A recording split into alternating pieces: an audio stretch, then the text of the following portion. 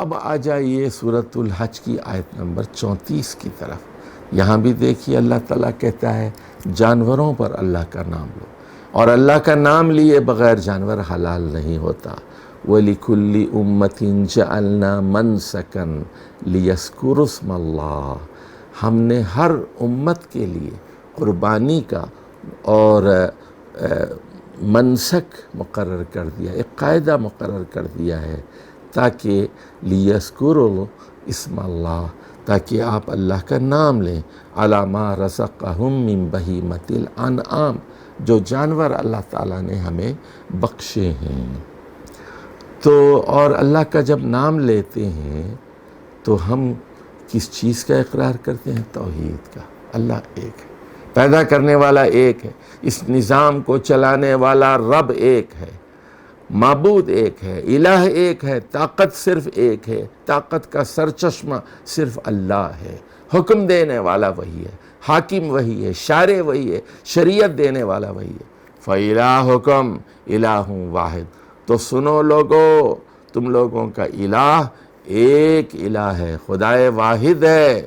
فَإِلَٰهُكُمْ إِلَٰهٌ وَاحِدٌ فَلَهُ أَسْلِمُوا، اسی کے آگے جھک جاؤ، فَلَهُ أَسْلِمُوا، اسی کے آگے سر تسلیم خم کر دو، مسلمان ہو جاؤ۔ فَلَهُ أَسْلِمُوا وَبَشِّرِ الْمُخْبِتِينَ، اور اے محمد صلی اللہ علیہ وسلم جو مخبت ہیں، جو اخبات اختیار کرتے ہیں، جو عاجزی اور انکسار اختیار کرتے ہیں، ان کے لیے خوشخبری سنا دیجئے، ان کی بخشش ہے، ان کے لیے لازوال نعمتیں ہیں۔ تو لیکن وہ حج کریں، حج کے فوائد کا مشاہدہ کریں اور حج کے مناسک کی تکمیل کریں، جانوروں پر اللہ کا نام لیں، اللہ کا ذکر کریں۔ اب آ جائیے سورۃ الحج کی آیت نمبر 36، یہاں بھی اللہ تعالیٰ ذکر کا حکم دیتا ہے۔ وَالْبُدْنَ جَعَلْنَاهَا لَكُم مِّن شَعَائِرِ اللَّهِ لَكُمْ فِيهَا خَيْرٌ، فرمایا اور قربانی کے اونٹوں کو ہم نے شاعر اللہ بنا دیا ہے۔ قربانی کے اونٹ جب جاتے ہیں، حاجی ان کو لے کر اپنے ساتھ جاتے ہیں تو ان پر نشان لگا دیتے ہیں کہ یہ ذبح کے جانور ہیں، یہ ہم وہاں لے جا کر ذبح کریں گے۔ تو اور یہ شاعر اللہ ہیں، شاعر اللہ ہیں۔ لکم فیہا خیر، ان قربانی کے اونٹوں میں تم لوگوں کے لیے بہت بھلائی ہے۔ فَاذْكُرُوا اسْمَ اللَّهِ عَلَيْهَا صَوَافَّ فَإِذَا وَجَبَتْ جُنُوبُهَا فَكُلُوا مِنْهَا وَأَطْعِمُوا الْقَانِعَ وَالْمُعْتَرَ، تو فرمایا کہ جب جانوروں کو یعنی ان اونٹوں کو کھڑا کر کے اللہ تعالیٰ کا نام لو، فَاذْكُرُوا اسْمَ اللَّهِ عَلَيْهَا صَوَافَّ، کھڑا کر کے۔ یاد رکھیے کہ دمبے کو تو لٹا کر ذبح کیا جاتا ہے، گردن پر چھری، اور اسی طرح گائے کو بھی لٹا کر ذبح کیا جاتا ہے، بکری کو بھی لٹا کر اس کی گردن پر چھری پھیری جاتی ہے، بسم اللہ واللہ اکبر۔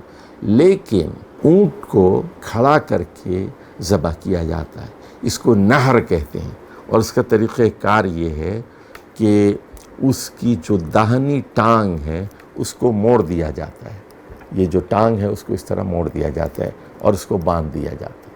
تو ہوتا یہ ہے کہ اب جانور 3 پیروں پر کھڑا ہو جاتا ہے، 3 پیروں پر کھڑا ہو جاتا ہے اور سامنے سے جھک جاتا ہے، چونکہ ایک ٹانگ آپ نے موڑ دی ہے اور اس کو باندھ دیا ہے، جس طرح یہ کوہنی ہے یہاں پر باندھ دیتے ہیں آپ، باندھ دی ہے، تو اب جانور بھاگ نہیں سکتا۔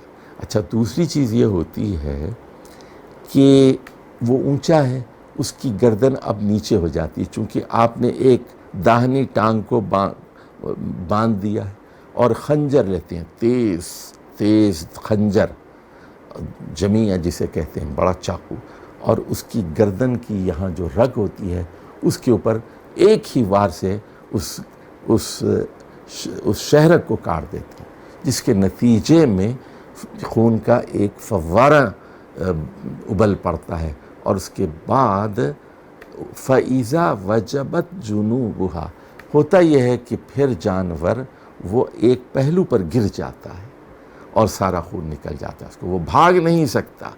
اچھا، جو اونٹوں کو ذبح کرنے کے ماہر ہوتے ہیں، ایک قطرہ خون بھی ان کی جسم پر نہیں لگتا، وہ اس چالاکی سے، اس مہارت کے ساتھ ایک ہی وار میں اس شہرک کو کاٹ دیتے ہیں۔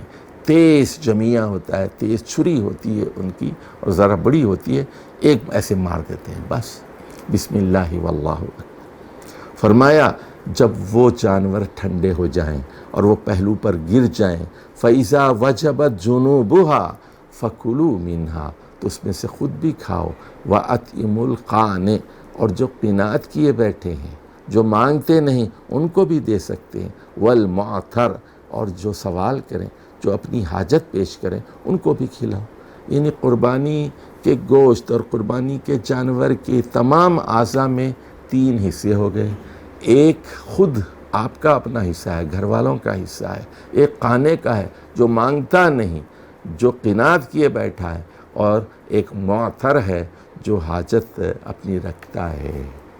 کذالک سخرناہا لکم لعلکم تشکرون، اس طرح ہم نے ان جانوروں کو تمہارے لیے مسخر کر دیا ہے، تمہارے فائدے کے لیے رکھا ہے، تاکہ تم اس کا گوشت کھاؤ اور تم اللہ کا شکر ادا کرو۔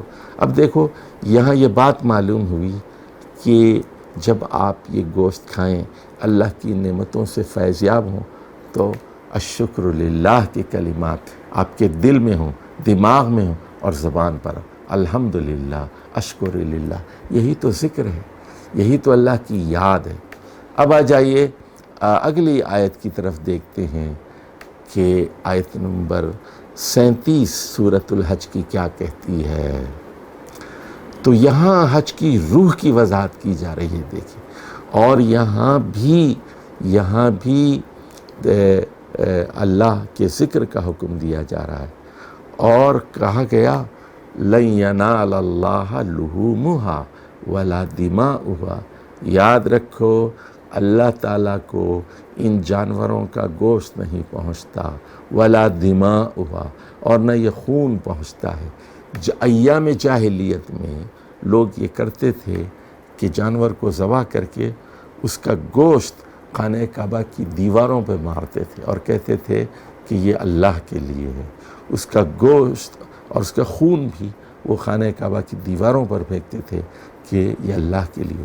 تو فرمایا گیا اللہ کو گوشت اور خون نہیں پہنچتا، وَلَٰكِنْ يَنَالُهُ التَّقْوَىٰ مِنْكُمْ، بلکہ تمہارے دل میں جو تقویٰ ہے، اور حدیث میں ہے التقویٰ ہاہنا، تقویٰ وفی قلوبہم،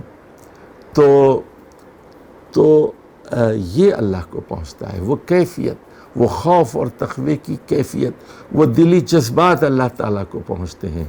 کذالک سخرھا لکم، اس طرح اللہ تعالیٰ نے یہ جانور تمہارے لیے مسخر کر دیے، تابع کر دیے، فائدہ مند بنا دیے گئے۔ دیکھیے تسخیر کے کئی مطلب ہیں، مسخر کر دیے، تسخیر کر دیے گئے۔ نمبر 1 غلام بنا دیے گئے، نمبر 2 آپ کے لیے فائدہ بخش بنا دیے گئے، اور آپ کے لیے کھول دیے گئے، آپ کے لیے پوری کائنات تقسیم کر دی گئی۔